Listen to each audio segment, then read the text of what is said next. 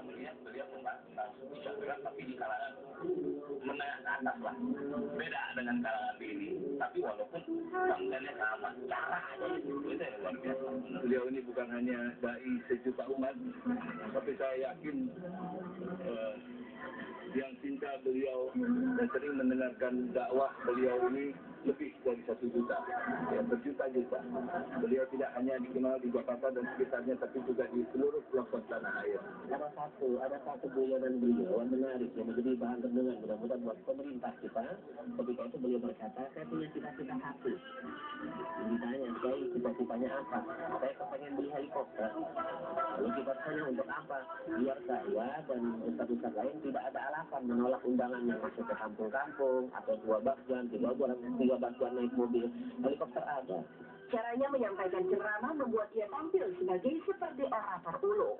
Kepiawaian dalam hal yang satu ini ternyata sudah tumbuh sejak ia masih kanak-kanak.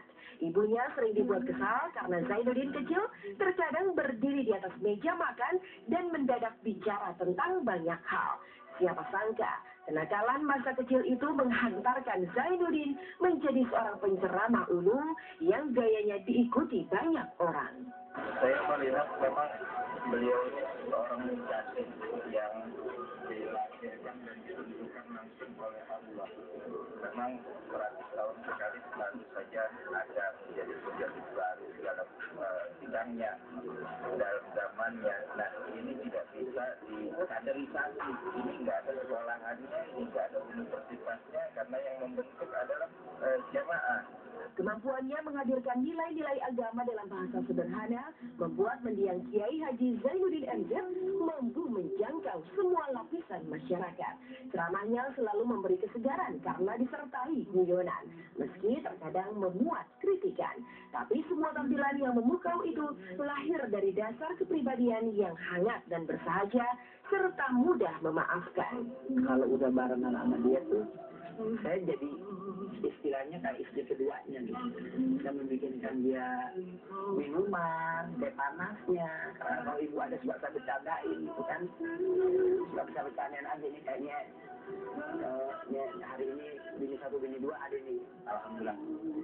Awalnya bermasalah, saya sudah ketika dipertemukan antara cewek dengan Pak Kiai sendiri, yang dulu juga orang banyak tahunya bahwa Kiai ini sebagai meniru Pak Kiai gitu, dan intinya Pak Kiai memaafkan saya karena saya meniru gaya Pak Kiai. Namun Pak Kiai nggak marah, karena itu pesan dari Pak Kiai bahwa Kiai itu proses mencari jati diri. Beliau orang yang nggak banyak bicara ya, tapi ya hangat gitu, terus bercanda. Baik tempat dan orang yang pas untuk diajak berdiskusi atau bertanya soal agama, salah aja gitu. Tuhan yang maha esa, tempat aku memuja dengan segala doa. Tapi kehadiran beliau di dunia dakwah itu mungkin membuka apa ya, istilahnya membuka cakrawala baru tentang cara berdakwah gitu ya. Dulu sebelum saya ketemu beliau, saya sering menanya, saya juga jujur agak kaget siapa orang ini gitu. Begitu saya ketemu orangnya, ya alhamdulillah kebetulan mungkin beliau menganggap saya juga bagian dari ya istilahnya Betawi ya, apa ya, orang itu cepet apa ya, cepet tanggap, friendly gitu lah, nggak punya garis. Ya kalau kadang-kadang ketemu saya juga lo gue. Dalam perjalanannya, Kiai Haji Zainuddin MZ mampu menarik kegiatan dakwah keluar dari lingkungan terbatas kepada ruangan terbuka. Di sanalah ia bertemu dengan realita konkret seperti kemiskinan, perjudian, dan berbagai masalah sosial yang mencekik negeri ini. Semua itu dia ramu menjadi bagian dari dakwahnya.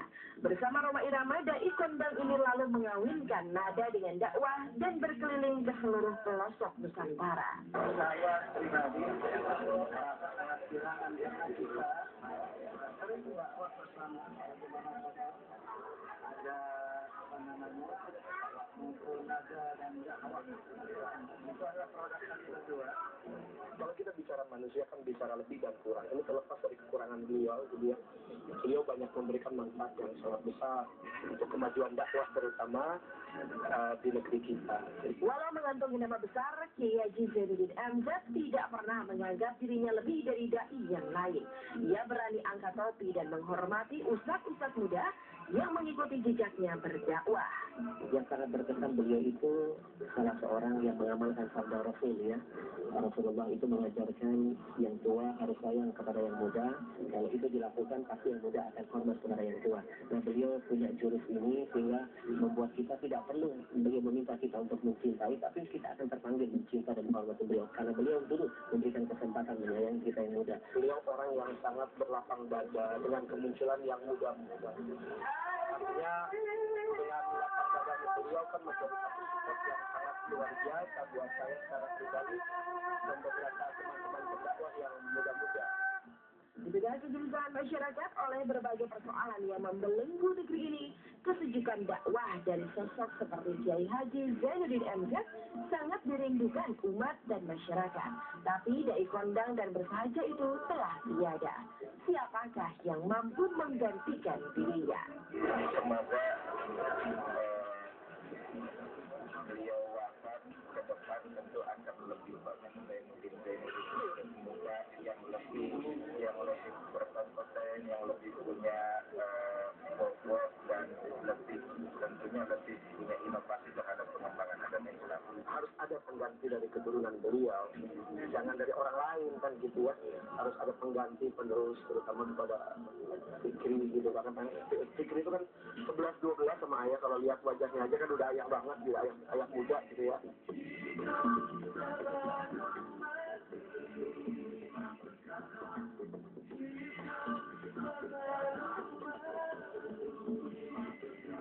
Dan saya